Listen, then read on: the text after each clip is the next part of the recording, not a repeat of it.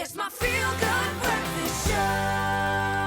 Welcome back to this Friday morning on your Feel Good Breakfast Show. Mr. Demone, I'm proud of you as a South African. We should all be proud of ourselves as South Africans and more so of our ladies. Oh, There's yeah. history in the making later on tonight as, of course, our team, the Proteas women, become the first South African side, male or female, to play a home World Cup semi-final. Now, of course, South Africa finished second in Group 2 after beating Bangladesh in the final group game and will now face England in the last 4 encounter. Oh, yes, it is exciting stuff indeed. Now, with us this morning to preview the fixtures, we've got a Good Hope FM sports anchor, Lorenzo Terres in the building. Yeah, never got an intro like that before. Can you guys learn from him? deserve it. Yeah, please, come on, Wes. Come on. With Hear your that, Wes. Listen, sorry, I'm just excited. Yeah. I'm just Yeah. hyped up right now. No, because definitely. Come on, gentlemen, this is huge. It is massive. Is this People actually don't happening? understand. People do not understand the magnitude of this match in its man. own. We also saw record numbers for domestic women's cricket. Over 7,000 at Newlands. Wow. I'm expecting 10,000 and more tonight. Oh, yes. 10,000 Please and bring more. it on. But again, leaning to the situation, I mean, this is huge for so many reasons, Yeah. right? I mean, for women's sport, for cricket in terms of the revolution Yeah. and what's taking place at the moment, and then for the game in general, and Yeah. in South Africa especially. This is like something to be Yeah. celebrated, but at the same time, we're not even done yet. No, we're not done yet at all.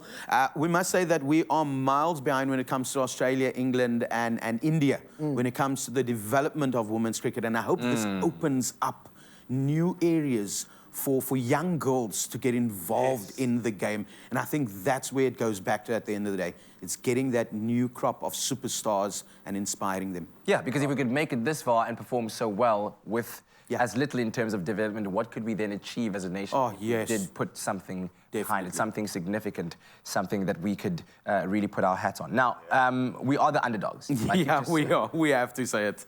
T20 is a very unpredictable format of the game. Yeah. So could this actually be an advantage to be the underdogs going into this afternoon's game? Yeah, no, definitely. Let's first just look at what happened last night with Australia and India.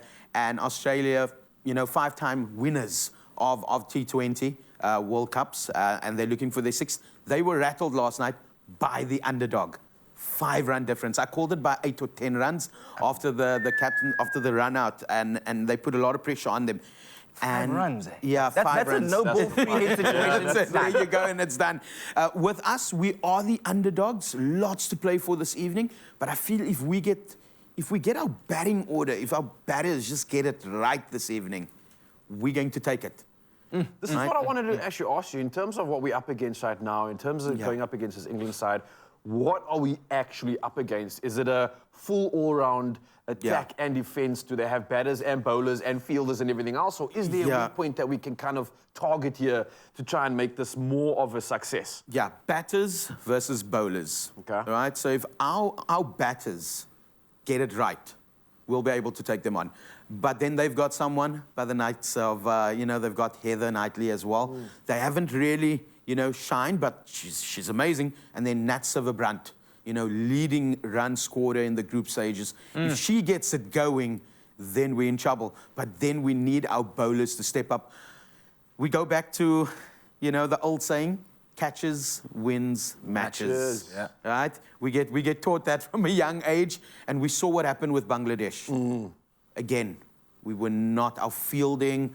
When we start getting jittery out there, we're making silly mistakes. Yeah. Silly mistakes. And if we can capitalize on our fielding, then we can take it. And then hats off to Laura Wolfrat and Tasman Brits. If they can produce at the beginning, it's going to be perfect. Lay that Because foundation. England's middle order, they've been collapsing for quite a while. Yeah.